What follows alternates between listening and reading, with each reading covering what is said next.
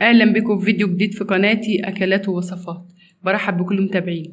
هنعمل النهارده الفراخ المحشيه في الفرن في صينيه.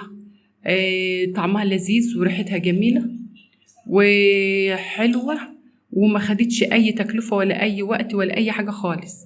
معايا شوف الفراخ النسره بتاعتها بيضه وحلوه ومستويه وريحتها جميله. يلا نشوف المكونات ونشوف الطريقه هنعملها ازاي. معايا فرختين، انت في فرخه ماشي، نص فرخه كل واحد وهو زي ما يعني. معايا فرختين غسلتهم نضفتهم نشفتهم وركنتهم في جنب. معايا المكونات: كركم وبابريكا وملح وفلفل اسود وفصين توم مدقوقين، ورق لورا وحبهان وبصل وقرن فلفل احمر وقرن فلفل اخضر وعودين نعناع و3 كوبايات زبادي. دول اللي معايا، دول هنعملهم في خلطة في الخلاط.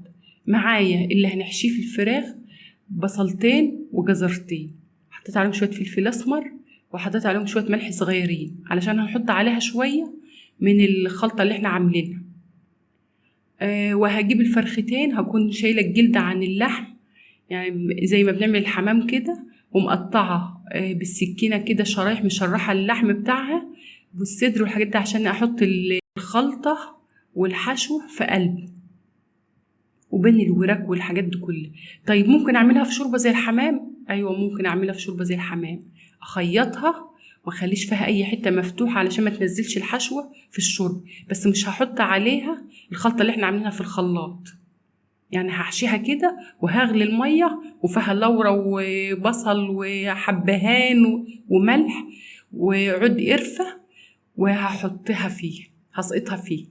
انما في الصينية هعمل كل ده وهحط عليها الخلطة اللي احنا عملناها. على فكرة الخلطة اللي عملناها حطينا فيها معلقة قرفة ناعمة مع الحاجات اللي احنا عملناها في الخلاط. يبقى انا كده خلصت الفرخة ومليتها من كل ناحية، وهسيبها بقى احط لها اللي انا عاملاه في الخلاط ده واكتفها واحط لها الحاجات اللي انا عاملاها في الخلاط دي. ممكن اسيبها ليله ببعضها، لو مستعجله 3 ساعات ساعتين اقل حاجه تحطها في التلاجة وتسيبها تشرب من التتبيله والخلطه اللي احنا عاملينها ومن الحشوه اللي فيها. يعني الحشو اللي فيها ده البصل والجزر مخليين طعمها جميل. خلاص انا خلصت، ممكن اسيبها ساعتين بس لو انا مش فاضيه عادي. وخلاص هعملها في الشوربه زي ما قلت، خلاص هسقطها وهي كده يا دوب بس اقفلها وخلاص. هعملها في الصينيه، هحط عليها اللي انا عاملاه في الخلاط، الخلطه اللي انا عملتها في الخلاط.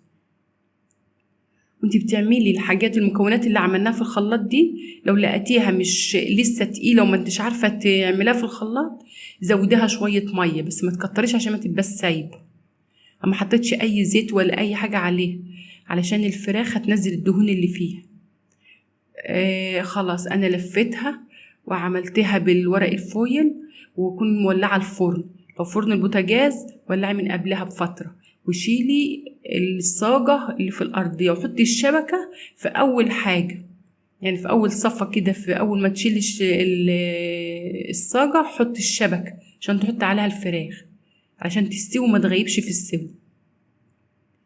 فراخ الحشو، فراخ الصواني، فراخ الشوي لازم تبقى فراخ صغيرة علشان ما تبقاش متفلة وتبقى وحشة والنسرة بتاعتها متفلة ووحشة وتتشد كده وتبقى وحشة في الأكل وما تغيبش في السوا. لما تبقى صغيرة ما تغيبش في السوا. حطيتها في الفرن اللي هو العادي بتاعنا، بولع الشواريق وولعه من تحت برضو درجة حرارة متوسطة، برضو بلاش تبقى عالية قوي عشان ما تحرقش. وكل شوية أشيل الورقة وأبص عليها إن عايزة حبة مية بساط ماشي، واخد من التتبيلة اللي أنا عاملاها منها وادهن الفراخ. وفي الفرن البوتاجاز هقوم مولعة الشواية في آخر 10 دقايق علشان وشها يحمر، أكون دهناها بالتتبيلة اللي تحت دي وأقوم مولعة الشواية. هيبقى لونها جميل زي ما انتم شايفين وكانت ريحتها جميلة. وكفاية ان الحاجة بتعملها ببيتك وضامنة نظافتها وضامنة جودتها في كل حاجة. واشوفكم في فيديو جديد ان شاء الله.